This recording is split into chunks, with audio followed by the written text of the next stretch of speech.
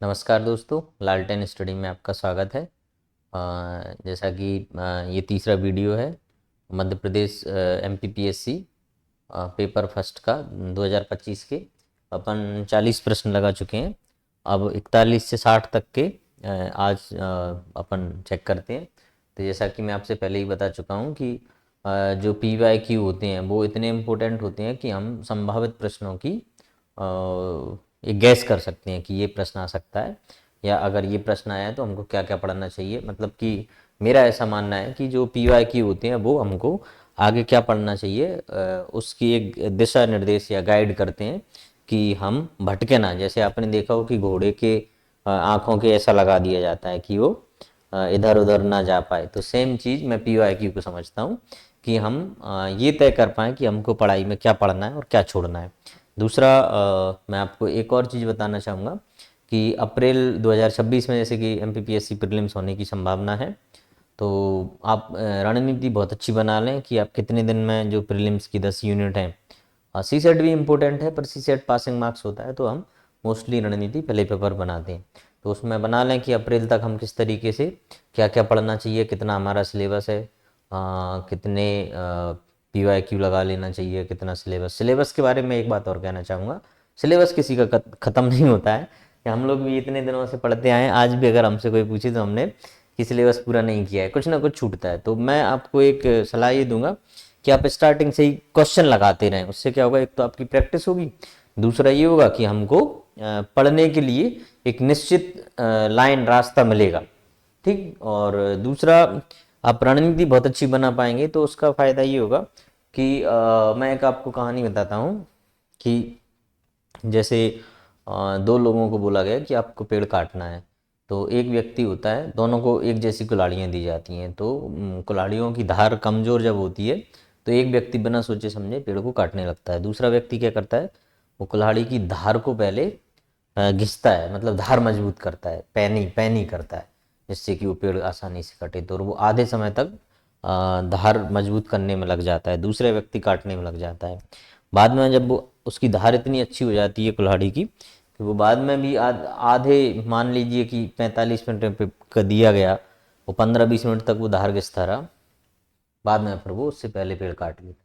तो आपकी रणनीति बहुत अच्छी होनी चाहिए, मतलब कि तैयारी बहुत अच्छी होनी चाहिए। आपको युद्ध मैदान में पहुंचने से पहले आपकी मॉक ड्रिल होती है वो मजबूत होना चाहिए। किसी ने कहा भी है कि युद्ध युद्ध से ज़्यादा तैयारी युद्ध अभ्यास की होनी चाहिए। तो जब भी आप P Y Q M C Q लगाओ तो बिल्कुल इसी तरीके से लगाएं कि हम एग्ज़ाम में बैठे।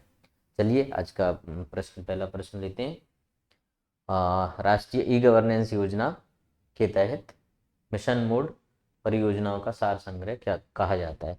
तो आप ये देख लें कि एक बार आप टिक करके देखते जाएं, जिससे कि आप मन में सोच लें, आप अपना स्कोर काउंट भी कर सकें, जिससे कि तो पहले आपने सोच लिया होगा जैसे NEGP।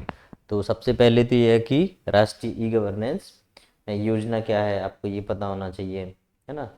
तो 2006 की लगभग ये आई है, और सरकार की एक पहल है कि नागरिकों को व्यवसाय, सेवा, सरकारी सेवाएं, इनके बारे में आसानी से नागरिक पहुंच हो सके। और दूसरा इसमें जैसे CSC सेंटर होते हैं उनके द्वारा ये चलाया जाता है, कॉमन सर्विस सेंटर। और इसमें एक और है कि स्वान, आप जरूर इसमें देख लें। स्वान मतलब इन चीज़ों के आपको फुल फॉर्म देखना चाहिए, जैसे, है ना, कि स्वान क्या होता है। जैसे ये ऑफिसेज में नेट कनेक्टिविटी के लिए एक वो बनाया जाता है, तो क्या है, स्टेट वाइड एरिया नेटवर्क होता है ये, है ना। तो अब ये राष्ट्रीय ई गवर्नेंस योजना कब आई, क्या क्या इसके उद्देश्य हैं, सरकार क्या चाहती है, तो ये सब आप इसके बारे में पढ़ लें। दूसरा, ऐसे मैंने ये बता दिया, है ना, इसका फुल फॉर्म। तो ये सब चीज़ें अब अपन क्वेश्चन पे आते हैं। तो देखो, इसका पूर्ण वो पूछा जा सकता है, डिजी लॉकर क्या है, ई गवर्नेंस कब शुरू हुआ, ई प्रमाण की विशेषताएं, या ई प्रमाण और ये क्या है, अंतर क्या है। तो इसका आंसर तो हो गया ये, ठीक है, सी। फुल फॉर्म इसका आपको लिखा ही है, योजना है एक, ये प्रोग्राम। अब इसमें जैसे अगर हम देखें तो डिजी लॉकर और ई प्रमाण ये लगभग एक जैसे होते हैं। डिजी लॉकर क्या होता है कि एक डिजी लॉकर एक ऐप या एक ऑनलाइन प्लेटफॉर्म है जिस पे अपन अपना अकाउंट बना सकते हैं, आधार से लिंक हो जाता है वो, और अपने पासवर्ड या किसी रख के हम उसमें अपने सारे डॉक्यूमेंट जैसे PAN card, driving licence, marksheet या और भी चीज़ें, तो हम जो अपने डॉक्यूमेंट उसमें करके और लॉगिन करके हम कहीं भी, एक क्लाउड सिस्टम है जैसे आपने देखा होगा, गूगल ड्राइव देखी होगी, उसका पासवर्ड करके क्लाउड कंप्यूटिंग आप पढ़ोगे तो उसमें समझ में आ जाएगा। ई प्रमाण सेम लगभग उसी जैसा होता है, बस इसमें क्या है कि ओटीपी और आपके डिजिटल साइन के माध्यम से ये प्रमाणित किया जाता है कि अपना ये डॉक्यूमेंट सही है या नहीं है। सही है तो उसका प्रमाणीकरण के लिए ये भी आपको शासन भी जो योजना होगी या जो, जैसे एक विश्वविद्यालय है वो जारी करता है प्रमाण पत्र, तो वो आपके उस अकाउंट पे भेज दिया वो प्रमाण हो जाए। तो ये लगभग एक जैसे हैं, एक ही प्लेटफॉर्म पे आते हैं, ठीक है। और नेक्स्ट अपन आते हैं तो सोशल मीडिया, फेसबुक। देखो मैंने आपको पहले वीडियो में बताया था कि ऑब्जर्वेशन आपका बहुत अच्छा होना चाहिए, जैसे आसपास क्या घटित घटनाएं हो रही हैं। जैसे कि अगर मैं यहाँ अभी मेरे सामने कैमरा दिख रहा है, तो भाई कैमरा सबसे पहले किसने बनाया, कौन से देश का था। घड़ी दिख रही है तो कौन सा ब्रांड, कौन सा ब्रांड इन द सेंस जो अभी न्यूज़ में रहा हो, या पहली बार किसी ने क्या बनाया। मिरर दिख रहा है तो ये कि हम जो गाड़ी में साइड ग्लास लगते हैं वो कौन सा मिरर होता है जिसमें हम चेहरा देखते हैं लड़कियां श्रृंगार करती हैं, या जो मेल है वो अपनी सेव करता है, तो वो कौन सा मिरर होता है। ये सब ऑब्जर्व करना चाहिए हमको। जैसे एसी लगा है तो भाई एसी में कौन सी गैस होती है, कि डीसी करंट होता है, एसी करंट होता है। तो जब हम फेसबुक चलाते हैं, यूट्यूब चलाते हैं, इंस्टाग्राम चलाते हैं, आपका लिंक्डइन चलाते हैं, आपका स्नैपचैट चलाते हैं, तो हमको उनके संबंध में पता होना चाहिए ना कि किस देश का है, किसने बनाया है, क्या उद्देश्य था, कब बना। अब ये क्वेश्चन आ गया फेसबुक, तो मार्क जुकरबर्ग जुकरबर्ग है 2004 में इन्होंने अपने 3 दोस्तों के साथ इसकी खोज की थी। और नेक्स्ट आते हैं तो अब जैसे जुकरबर्ग इन्होंने आंसर दे दिया कि 4 फरवरी 2004, हमने सोशल मीडिया ये पढ़ना चाहिए। अब इन्होंने इनके बारे में दे दिया कि भाई ये कौन है।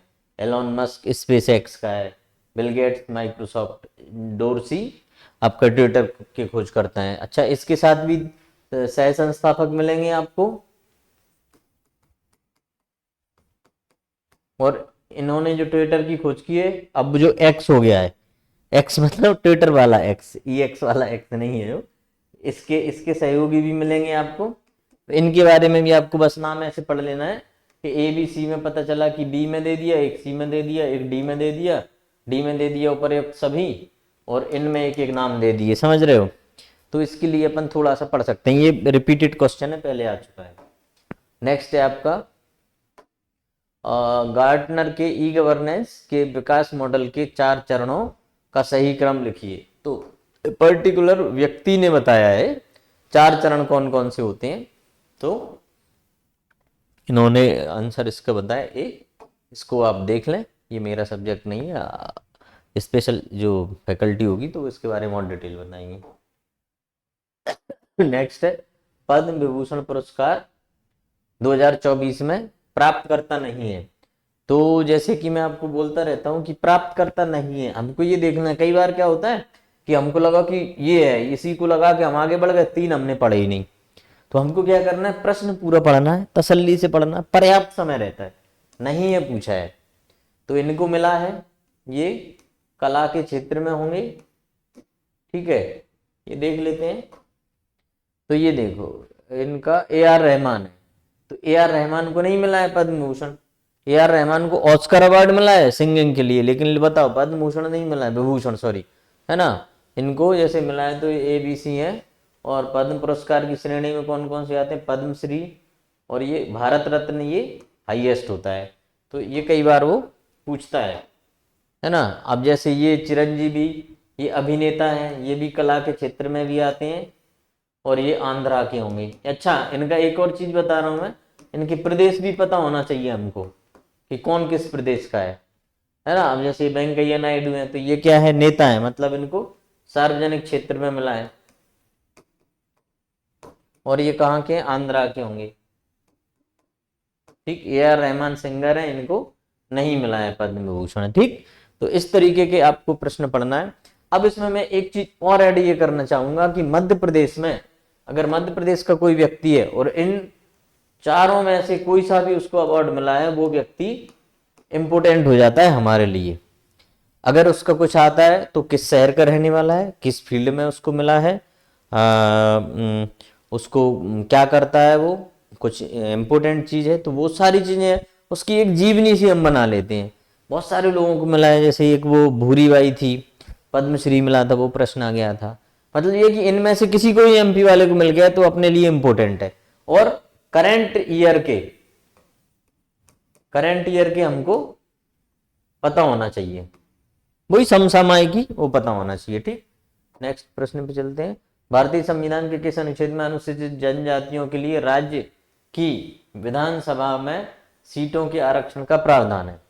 अब देखो, मैं बार बार कहता हूं कि अगर इस टाइप के प्रश्न आए तो आप लगाते लगाते क्या करना है, चारों ऑप्शंस को आपको देख लेना है। सबसे पहले आप इसका आंसर खोज लो मन में, फिर चारों के लिए आप ये सोच लो कि इसका आंसर क्या हो सकता है या क्या है। तो इससे क्या होता है कि हमारी मेमोरी में वो स्थायी रूप से चला जाता है।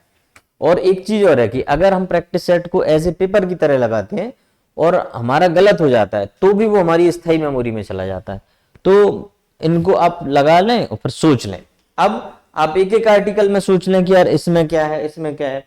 तो अगर हम आर्टिकल 339 देखें तो इसको आप याद कर लें। इसमें क्या है, अनुसूचित क्षेत्रों के प्रशासन और अनुसूचित जनजाति के कल्याण पर संघ का नियंत्रण एक राष्ट्रपति एक आयोग बना सकता है। तो ये क्या है, अनुसूचित क्षेत्रों से संबंधित है। ठीक, क्या कर सकता है राष्ट्रपति, एक आयोग बना सकता है इसमें, काय के लिए, अनुसूचित जनजातियों के कल्याण के लिए। अब हम बात करें 332 की, तो 332 में क्या है कि एससी एवं एसटी के विधानसभा में आरक्षण की बात करता है ये। ठीक, ये काय की बात कर रहा है, विधानसभा में आरक्षण की। ठीक है, तो ये क्या पूछ रहा है, अनुसूचित जनजातियों की राज्य विधानसभा में आरक्षण की बात कर रहा है। समझ रहे हो? अब अगर हम 334 में जाते हैं तो क्या कि विधानसभा और लोकसभा में एससी एसटी और एंग्लो इंडियन जो प्रावधान था, सॉरी, है ना, इसमें क्या बात कर रहा है वो, एससी एसटी और एंग्लो इंडियन। अब ये बंद कर दिया गया है, ये याद रखना। एंग्लो इंडियन को आरक्षण की बात करता है। तो अब ये एंग्लो इंडियन वाला क्लॉज बंद कर दिया गया है 104वें संविधान संशोधन में। तो इसको देख लेना, ये समाप्त कर दिया है। और सॉरी, 104वें संविधान संशोधन में ये जो आरक्षण है इसको बढ़ा दिया है 2030 तक। तो हमारा आंसर तो ये है, लेकिन बाकियों को भी देखना है। इसकी बात करें तो ये पंचायती राज से संबंधित होगा, है ना, आपको पता ही होगा। पंचायती राज में डी लिखा है, इसका मतलब है कि ये भी आरक्षण से संबंधित है। तो आपके 4 प्रश्न यहां से बन जाते हैं। जैसे मैं बार बार जब कहता हूं ना आपसे कि यार एक प्रश्न करोगे तो कम से कम 10 उत्तर निकलते हैं उसके। तो आंसर क्या है, ये, अच्छा ये, ठीक, ये अपन पढ़ चुके हैं। ठीक है, अब नेक्स्ट अपन बात करते हैं। तो FPGA एकीकृत सर्किट है जिसका AI को डिप्लॉय करने के लिए व्यापक रूप से उपयोग किया जाता है। इसका फुल फॉर्म, विस्तृत रूप क्या है? ठीक, तो इसका सीधा आंसर पे आते हैं। तो इसका फील्ड प्रोग्रामेबल गेट अरेज। ठीक, तो ये आते हैं, AI हो गया, जैसे ये पूछा है, ये क्या है, ये क्या है, तो इसमें आपको पढ़ना है थोड़ा सा। ठीक, नेक्स्ट आप जाएंगे तो ये बहुत इंपॉर्टेंट प्रश्न है। मध्य प्रदेश PSC या मध्य प्रदेश की किसी भी एग्जाम को लेकर ये बहुत इंपॉर्टेंट प्रश्न है। और ये व्यक्ति जो है ये तो बहुत ही इंपॉर्टेंट है। इनकी 2 बुक हैं, ये द बैगा लिखा है ना, आपको पढ़ने में नहीं आ रहा होगा तो द बैगा लिखा है यहाँ पे। ठीक, द बैगा। अब इनको क्या पूछ रहा है, वो मिलान करना है। तो द बैगा इन्हीं की बुक है, आपने लगा लिया एक मन में आंसर। ठीक है, इन्हीं की बुक है। इनकी एक बुक और है, the Bharia, the Baiga Verrier एल्बिन।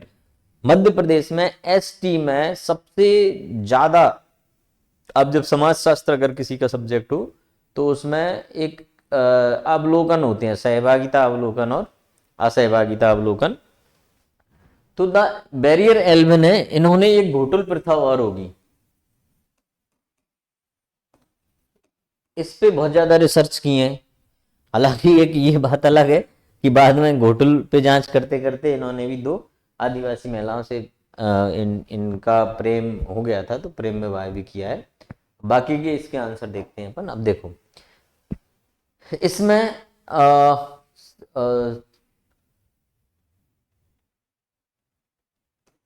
A answer बता रहा है, ठीक।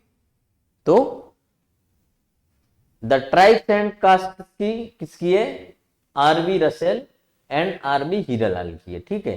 तो इन दोनों की है। फिर दूसरी बुक क्या है, ट्राइबल डेवलपमेंट मध्य प्रदेश, रायजादा साहब की है, ठीक। फिर द व्हील्स ए स्टडी किसकी है, नाइक साहब की है। और ये मैं बता ही चुका हूं। अब देखो ये प्रश्न आ चुका है, ये प्रश्न भी आ चुका है, 3 प्रश्न मेरी नजर के सामने से आ चुके हैं। एमपीपीएससी है, एमपी की, मध्य प्रदेश की कोई और एग्जाम है उसमें आ चुके हैं। मैं बार बार ये इसलिए बोलता हूं कि प्रश्न 70-60% आपके रिपीट होते हैं। आपको मैं यही बताता जाऊंगा कि ये प्रश्न आ चुका है। अब आप इनको खोजना, पुराने क्वेश्चन पेपर में आपको ये प्रश्न मिल जाएंगे। जब आप 20-25 साल के लगाएंगे क्वेश्चन पे क्वेश्चंस पीवाईक्यू, तो आपको लगेगा कि हाँ यार ये बंदा सही तो कह रहा है ये बात। और कम से कम ये मैं दावे के साथ कह रहा हूं कि प्रश्न रिपीट होते हैं, ये मैं 100% श्योर हूं। किसी भी प्रकार की त्रुटि जैसे कनेक्शन, विफलता, डेटा की हानि आदि से उबरने, ये फिजिक्स का प्रश्न है, इसका आंसर देख लेते हैं। लचीलापन, ठीक। तो ये इसके स्पेशलिस्ट होंगे फिजिक्स के, वो आपको डिटेल में बता देंगे। नेक्स्ट है आपका निम्न कौन सी पुस्तक राजशेखर द्वारा नहीं लिखी है। वेरी इंपॉर्टेंट क्वेश्चन, इंटरेस्टिंग भी है, इंपॉर्टेंट के साथ साथ इंटरेस्टिंग भी। अब ये भी कह सकते हो कि मेरा सब्जेक्ट है तो मेरे को अच्छा लगता होगा।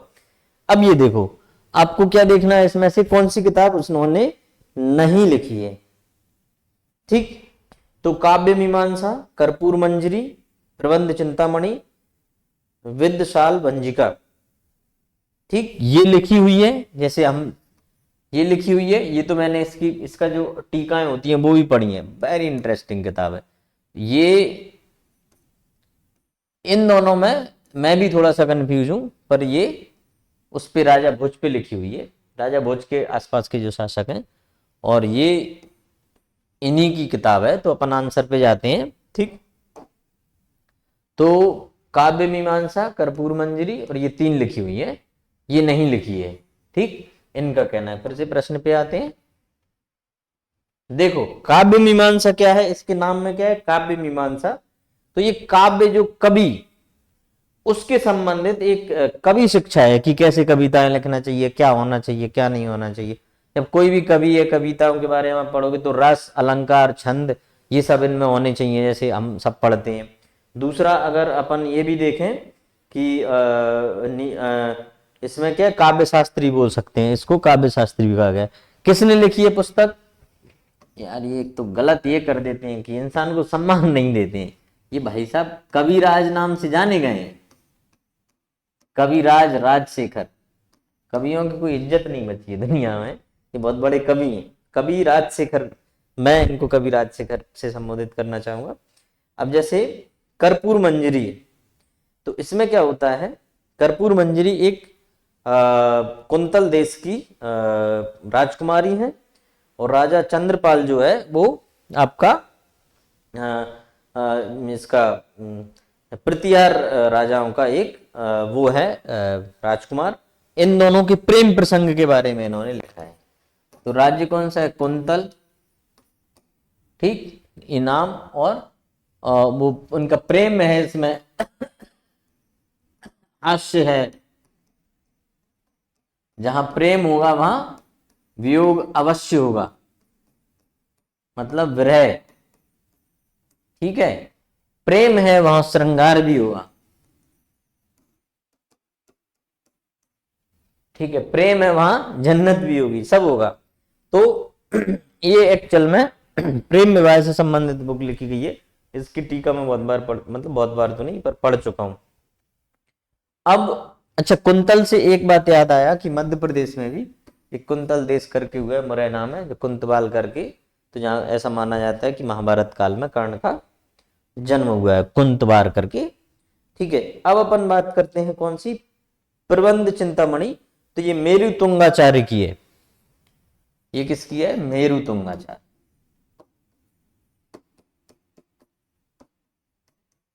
ये राजा भोज के उसके उसमें लिखी गई है कि, और संस्कृत में लिखी गई है। और ये जो विद्यसाल भंजिका है, ये इन्हीं की है, कविराज राजशेखर की, बाल रामायण के नाम से भी जानी जाती है। नेक्स्ट आते हैं, ये जब मेरा सब्जेक्ट आता है तो मैं थोड़ा डिटेल में चला जाता हूँ, इसलिए वीडियो भी लंबा बन जाता है। ठीक है, कर्पूर मंजरी ड्रामा है ये, ठीक है। अच्छा, ये पोएट्री के बारे में, लिटरेरी, ठीक है। नेक्स्ट, एम एस डॉस निम्नलिखित किस प्रकार का यूजर, ये तो आप सोच लीजिए, बाकी ये सरल सा प्रश्न है कंप्यूटर का, और जो कंप्यूटर से आएगा वो और बता देगा। तो कमांड आधारित इंटरफेस है ये, ठीक है। नेक्स्ट आते हैं अपन, इनको मिलान करना है।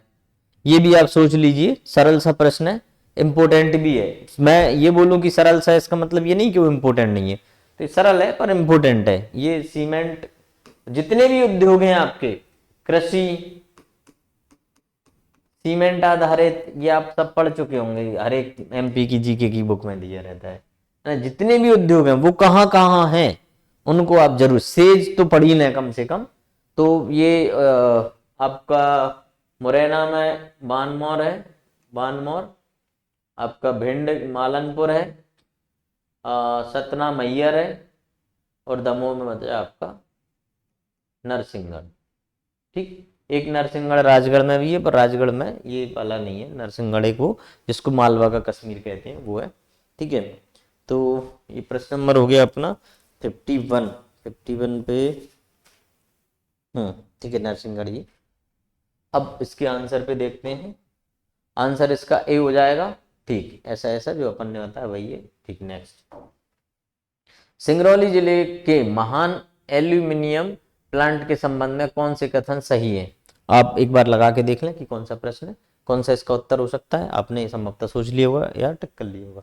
अब अपन इसमें बात करें तो सिंगरौली में, मतलब कैसे आंसर निकाले, बरगवा के निकट है, ठीक है, सही है, ये भी ठीक है। 80%, इसको छोड़ देते हैं। फ्रांसीसी तकनीकी, इसका आंसर देख लेते हैं। इसका आंसर है स्थापित, सही है, 2013 सही है। ये गलत है, इसका कुछ परसेंट है वो 60 कुछ ऐसा परसेंट होगा। ये आपका फ्रेंच टेक्नोलॉजी है, तो ये भी आपका सही है। ठीक है, तो ये 60% होता है इसमें। थोड़ा सा डीप गया है इस प्रश्न में, पर ये है इंपोर्टेंट। सिंगरौली से एक ना एक प्रश्न हमेशा आता ही आता है। पहले कोयला से आता था, अब आपका ये आ गया कि प्रोडक्शन कब शुरू हुआ, आता है सिंगरौली इंपोर्टेंट। सिंगरौली, झाबुआ, भिंड मुरैना, बालाघाट से आता है, बैतूल, ऐसे कुछ कुछ जिले हैं जो लगभग प्रश्न देखे जाते हैं। उज्जैन से आता है, छिप्रा से ही आ जाता है। तो निम्नलिखित में से कौन मध्य प्रदेश के विशेष रूप से कमजोर जनजाति समूह अंतर्गत नहीं आते। फिर देखो नहीं आते, तो आज ये आपका सिंपल है, पर बहुत ये तीनों आते हैं। इसकी बात की थी हमने, इसको आहार अनुदान योजना वाली, बहुत सारी योजना चलती हैं तीनों को।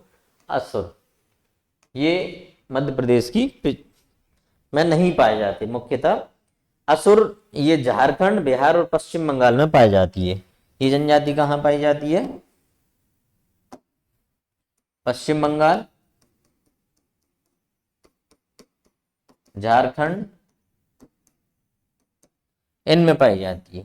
अच्छा, इसकी एक इंपॉर्टेंट चीज और क्या है कि असुर जो जनजाति होती है वो अपने आप को महिषासुर के वंशज के रूप में बताती है कि हम महिषासुर के वंशज हैं। और नवरात्रि में बाकी अन्य जो लोग हैं, अपन मान लो, या शाक्त संप्रदाय, हिंदू संप्रदाय, जो भी हम कह सकते हैं, तो नवरात्रि में हम क्या करते हैं, पूजते हैं, हर्षोल्लास मनाते हैं, ढोल नगाड़े सब बजाते हैं। ये शोक मनाते हैं उस समय नवरात्रि में। असुर जनजाति है, झारखंड की है। ये नवरात्रि में शोक मनाते हैं। कभी ऐसा प्रश्न जाए कि नवरात्रि में शोक मनाने वाली जनजाति कौन सी है, जैसे मध्य प्रदेश में पूछते हैं ना कि रावण की पूजा किस जिले में, किस गांव में, कहाँ होती है, ये भी पूछा जा सकता है ना। और इनके देवता होते हैं सिंह बोंगा और सरसी कुटरी इनकी त्योहार होता है। अपन इस पे नहीं जाते हैं चूंकि ये अपने प्रदेश की जनजाति नहीं है। सहरिया दमोह जिले में, बैगा मंडला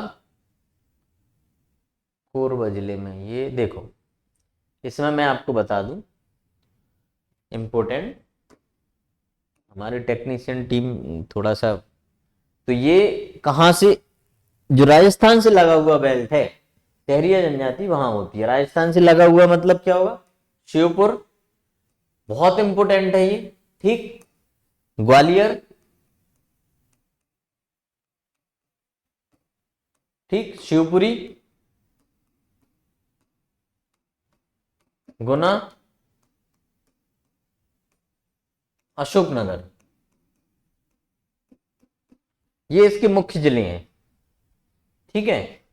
ये बैगा, ठीक है, मंडला में, बालाघाट में, ओके ओके। भारिया, पातालकोट तो भूल ही गए।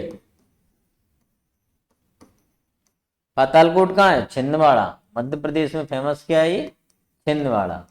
यहां से प्रश्न आते हैं, बैगा भारिया से पूछे जाते हैं, ठीक है। बैगाचक मंडला में है और ये पातालकोट यहाँ है, तो ये प्रश्न इंपोर्टेंट है, इसमें आपको पता होना चाहिए। अच्छा, इसका एक और है कि पीवीटीजी जो होता है ना, इनसे संबंधित एक्ट और पढ़ लेना। एक पेशा एक्ट होगा 1996 होना चाहिए, आई थिंक, आप चेक भी कर सकते हैं। एक होगा वन अधिकार अधिनियम 2006, ये इंपोर्टेंट है, इससे संबंधित आप ये भी पढ़ लें। और बाकी जनजातियों के बारे में ही पढ़ लें, चूंकि ये पीबीटीजी है। एक योजना भी चलाई है, पीएम जनमन, इंपोर्टेंट योजना है। ये मैं इसलिए बता पा रहा हूं क्योंकि हम इस योजना के अंतर्गत योजनाओं को क्रियान्वित करते हैं, पीएम जनमन, ठीक है। एक फिर धरती आप अभियान पढ़ोगे, उसमें सारी जनजातियां शामिल हैं। तो पीबीटीजी के लिए पीएम जनमन योजना चलाई जाती है, जिसमें पीएम आवास, आंगनवाड़ी बनाना, स्कूल बनाना, अन्य चीजें, सड़कें बनाना, तो इनके लिए विशेष अभियान के अंतर्गत ये सब सुविधाएं देते हैं। तो ये पीएम जनमन है। नेक्स्ट अपन देखेंगे तो अब वो आ ही गया, देख लो, पिछले ही प्रश्न है, तो इसमें तो अपने को डिस्कस करने की जरूरत नहीं है, ठीक। हाँ, क्या आंसर है? भारिया, ठीक है। तो भारिया इसका आंसर है। बैगा मंडला और भारिया छिंदवाड़ा, ये इंपोर्टेंट है। पाताल को खैरवार जनजाति का मुख्य केंद्र है, ये खैरवार नहीं, भारिया है, ठीक है, सॉरी। यहाँ लिखो, पातालकोट क्षेत्र है, कौन से जिले में? छिंदवाड़ा में। छिंदवाड़ा में है, घना जंगल पहाड़ी क्षेत्र है, भारिया मुख्य है, संस्कृति कम। यहाँ पे ऐसा माना जाता है कि सूरज बहुत कम समय के लिए पातालकोट में आता है, इतने पहाड़ों से घिरा हुआ है कि वो पूरा छांव ही छांव रहती है। मतलब लोग पीएचडी करने के लिए बहुत मुख्य केंद्र है पातालकोट। हम जब पढ़ते थे तो हम सब लोग यहाँ जाने की बहुत इच्छुक थे, सब पिकनिक में, कोई गोवा जाने का सोचता है, कोई कहीं जाने का सोचता है। हमारे उल्टे वो होते थे कि हम तो पातालकोट चलेंगे। तो अभी हम लोग यहाँ गए नहीं है, पर जाने वाले हैं। मतलब अब हमारा जो ग्रुप था 7-8 लोगों का, वो सब लोग कहीं ना कहीं सिलेक्टेड है। अब हम यहाँ का प्लान करेंगे, पातालकोट, बढ़िया वीडियो डालेंगे, इंस्टाग्राम पर रील भी डालेंगे, देख लेना। नेक्स्ट है PR सीरीजेस, ये कौन है? सबसे पहली बात हमको पता होना चाहिए, ये बहुत इंपॉर्टेंट है। वर्ष मुझे याद नहीं आ रहा है, हमने एक ओलंपिक में उसमें कांस्य पदक कुछ जीता था। तो ये गोलकीपर रहे, फुटबॉल उसके, सॉरी, हॉकी के, लंबे टाइम तक गोलकीपर रहे हैं, बहुत अच्छे वर्ल्ड फेमस गोलकीपर रहे हैं। तो ये भी आ सकता है ना, ये किस खेल से संबंधित है। मतलब ऐसे ही प्रश्न आते हैं, जैसे रैंडमली मैंने नहीं पढ़ा, ये अभी मैंने कहीं से कहीं तक नहीं पढ़ा, पर मेरे को अचानक से याद आ गया, ये बंदा, हमने मैच भी देखे हैं 1-2, तो इनको पढ़ोगे तो आपको ओलंपिक में, एशियन गेम्स में, world cup, hockey world cup में ये आपको देखने को मिल जाएंगे सीरीजेस, पुराने मैचेस में। अब शायद संन्यास ले गए होंगे, तो देख लेना। अब इनको कौन सा पुरस्कार नहीं मिला है? तो द्रोणाचार्य नहीं मिला है, ठीक। ये बढ़िया दिया इन्होंने, ये मिल गया, ये मिल गया, ये मिल गया। द्रोणाचार्य है कोच और प्रशिक्षकों के लिए मिलता है, और चूंकि ये खिलाड़ी से अभी रिटायर्ड हुए, ज्यादा टाइम नहीं हुआ है, तो गोलकीपर हैं, ओलंपिक मेडलिस्ट हैं, विश्व हॉकी चैंपियन है, ठीक है। अब देखो इससे संभावित प्रश्न क्या है, अगर हॉकी कब कब इंडिया जीता है, ठीक है, ये ओलंपिक मेडलिस्ट कब रहे हैं, विश्व चैंपियन, एशिया कप जीता है, कप्तान कौन रहा था उस समय जब हमने ये मेडल लिया होगा, ये मेडल लिया, कहां से पता लिया है ओलंपिक में हमने, कौन से ईयर में लिया है। इससे पहले जब मेजर ध्यानचंद साहब थे तब हमने कितने 8 गोल्ड मेडल ऐसा कुछ है हमारे रिकॉर्ड रहे हैं नाम पे, तो वो सब हमको पता होना चाहिए। हॉकी में सबसे ज्यादा गोल्ड मेडल किसने जीते हैं। अच्छा, हॉकी में हम तब से एक टर्फ पे खिलाने लगे हैं, तब से इंडिया थोड़ा पीछे हो गया, नहीं तो इंडिया हॉकी में बहुत आगे रहा है ना। नेक्स्ट अपन चलते हैं, तो किस संविधान संशोधन के द्वारा, ये बहुत इंपॉर्टेंट क्वेश्चन है, हर बार आता है, हर एग्जाम्स में आता है। आपको ये क्या करना है, ये आपको रट लेना है, अभी बताऊंगा क्यों इंपॉर्टेंट है। मतलब ये टॉपिक एक ऐसा है कि इतना इंपॉर्टेंट है कि अति का इंपॉर्टेंट है, अभी मैं बताऊंगा आपको। अब देखो इसमें फिर मैं वही बोलता हूं कि ऑप्शन अगर दिए हैं तो हमको यहां याद कर लो कि भाई कौन से संविधान में क्या क्या है। अब 4 संविधान संशोधन दिए हैं, पहले तो आप इसका देख लो कौन सा संविधान संशोधन है, एक उत्तर होगा, 3 एक्स्ट्रा पढ़ लो इसमें से, ठीक है। तो अगर हम बात करते हैं तो पहला इसमें दिया है 68वां संविधान संशोधन, ठीक है। तो 68वां संविधान संशोधन क्या है, ये सॉरी, जब पंजाब में वो लगा था आपका राष्ट्रपति शासन, तो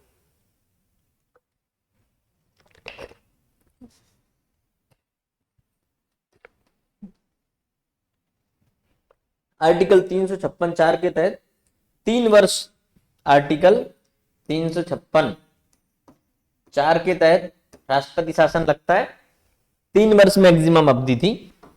ये संविधान संशोधन करके इस अवधि को किया गया सरकार के द्वारा 4 वर्ष फिर 5 वर्ष, ठीक है। ये वाला 68 संविधान संशोधन हो गया। 85वां संविधान संशोधन आपको सब लोगों को पता होगा, इंपोर्टेंट भी है और कॉमन भी है। ये एसटी एससी के लिए पदोन्नति के लिए, एसटी एससी का जो पदोन्नति में आरक्षण है उससे संबंधित संविधान संशोधन है।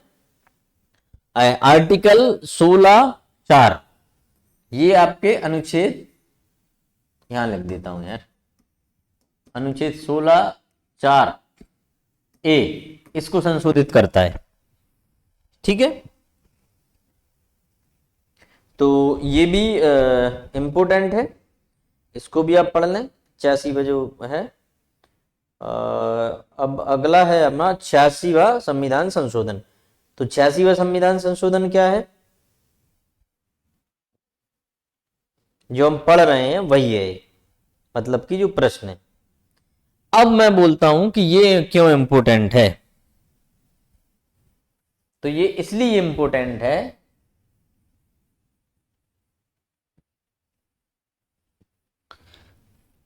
ये आपका इसलिए इंपोर्टेंट हो जाता है कि भाई साहब ये है, एक तो 3 चीजें इंपोर्टेंट हैं भारतीय संविधान में इंसान के लिए, मौलिक कर्तव्य,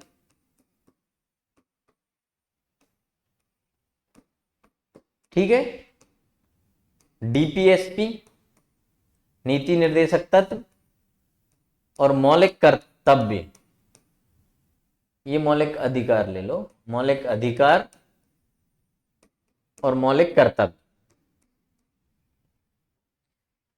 ये जो एक आया ना, ये इन तीनों पे आता है, मतलब कि ये जो टॉपिक है 6 से 14 वर्ष के बच्चों को शिक्षा प्राप्त करना, आर्टिकल 21(a) में ये मौलिक अधिकार है, डीपीएसपी में 45 में डीपीएसपी है, और मौलिक अधिकार 51 के का ये आपके इसमें मौलिक कर्तव्य भी है। इसका मतलब है कि बच्चे का वो मौलिक अधिकार है भाई, आर्टिकल 21 के तहत शिक्षा पाना 14 से 6 साल के लिए, ठीक।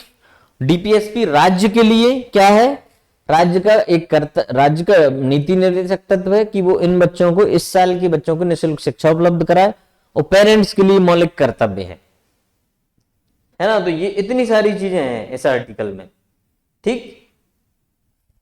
51(a) का के, ठीक। ये बहुत इंपॉर्टेंट है, इसको आप कई बार पढ़ना। नेक्स्ट नेक्स्ट आता है आपका ये, अच्छा इसी का है 86 का संविधान, ठीक है, नई शिक्षा नीति पढ़ लेना। ये आरटी, हाँ ये मैं भूल गया था, आरटी राइट टू एजुकेशन 2009 में एक एक्ट आया था, उसमें भी शामिल है, तो बहुत इंपॉर्टेंट है, इससे संबंधित सारी चीजें पढ़ लेना, कई बार पूछा गया, रिपीटेड क्वेश्चन। नेक्स्ट हम जाते हैं, मिलान करना है भाई साहब, फिर आ गया मिलान, ये भी सरल क्वेश्चन है, बहुत ज्यादा कोई टफ प्रश्न नहीं है। बेतवा ये शहर हो गए हैं, ये नदियां हो गई हैं।